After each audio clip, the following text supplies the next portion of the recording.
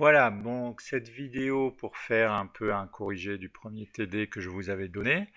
Donc c'était un TD peut-être un peu trop difficile pour le faire à distance, mais il y avait une partie que vous auriez quand même pu faire. Donc je vous avais donné le corps dans un fichier Word par mail, le corps du programme. C'est-à-dire le corps, vous faisiez un copier-coller sur Visual Studio et vous faisiez le copier-coller dans le .cpp ici, et vous vous retrouvez dans cette configuration. Alors au début, il y a les prototypes ou signatures des fonctions, c'est pour dire au compilateur, voilà, je vais utiliser ces fonctions-là et plus tard, je vais faire le code. Dans le main, c'est pour tester vos fonctions, donc là on reviendra derrière. Et derrière, je vous avais donné le corps des 5 fonctions. Bien entendu, il fallait les remplir. Il fallait mettre le code des fonctions à chaque fois.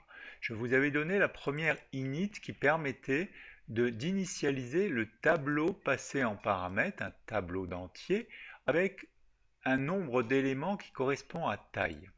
Donc comment ça se passe? Il y avait une initialisation du random et pour un tableau, on utilise le for.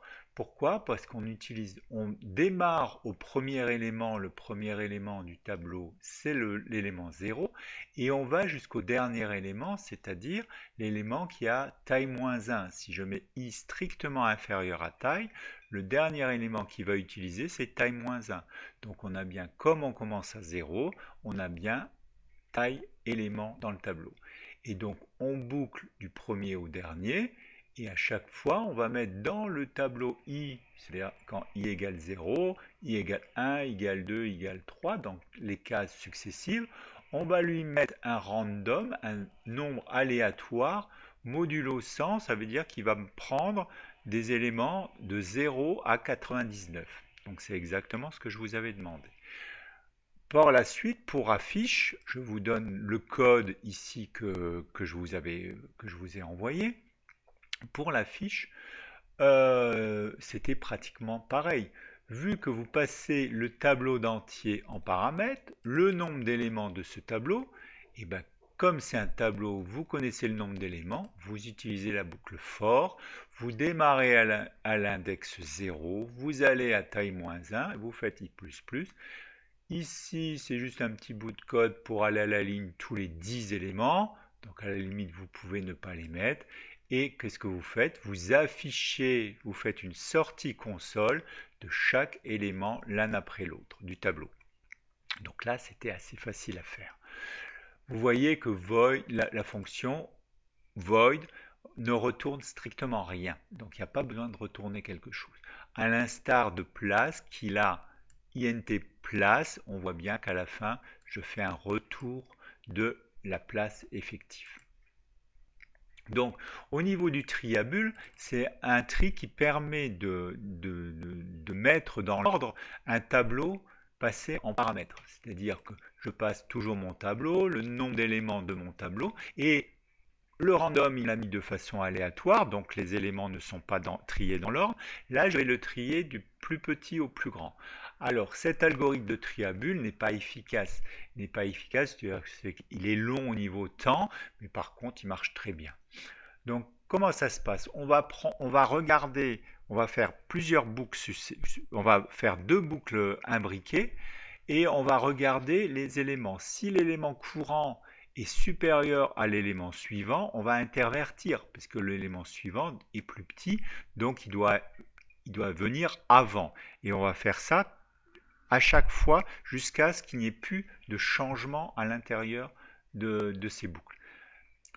Il y en a certains qui m'ont fait de i égale 0 à i inférieur à taille, ça marche aussi. Là, c'est juste une optimisation un petit peu. Donc je laisse un peu de côté. Si vous avez fait 2 boucles imbriquées, i allant de 0 à i inférieur à taille, j allant de 0 à j inférieur à taille, ça marche aussi, c'est juste un peu plus long. L'intérêt, c'est de regarder. Je prends ici, si l'élément suivant est inférieur à l'élément courant, ça veut dire ça, et bien là, il va falloir que j'intervertisse les deux. Il faut que l'élément suivant aille avant l'élément courant. Donc comment je vais faire? Je vais passer par une variable locale, elle est locale à la fonction ici, c'est-à-dire après le crochet là, elle n'existera plus.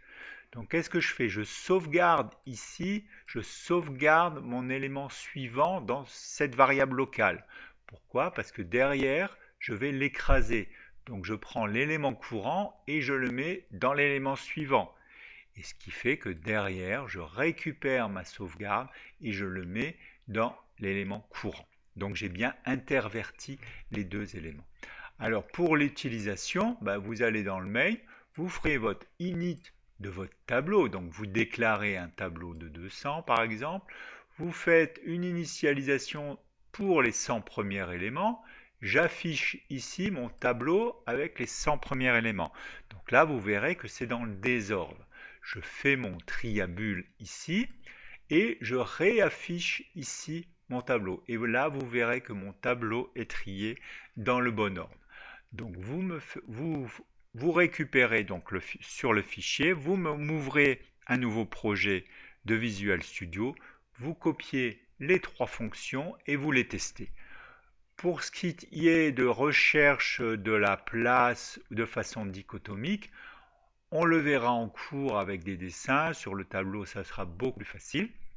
Le principe est simple, c'est comme quand vous cherchez dans un dictionnaire. Vous regardez le milieu, vous cherchez le milieu. Vous avez un mot à trouver dans un dictionnaire. Qu'est-ce que vous allez faire? Vous allez prendre le dictionnaire et vous allez le prendre au milieu. Vous regardez, est-ce que votre mot est inférieur ou supérieur? S'il est inférieur, vous prenez la partie gauche de votre dictionnaire.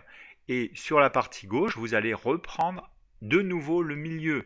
Vous regardez le milieu et au milieu, vous regardez est-ce qu'il est à gauche, est-ce qu'il est à droite, etc., etc., jusqu'à tomber sur la bonne page. Vous pouvez tester, vous devez arriver à trouver votre mot en 10 à 15 essais. Donc vous voyez que cette recherche dichotomique est assez efficace. Voilà.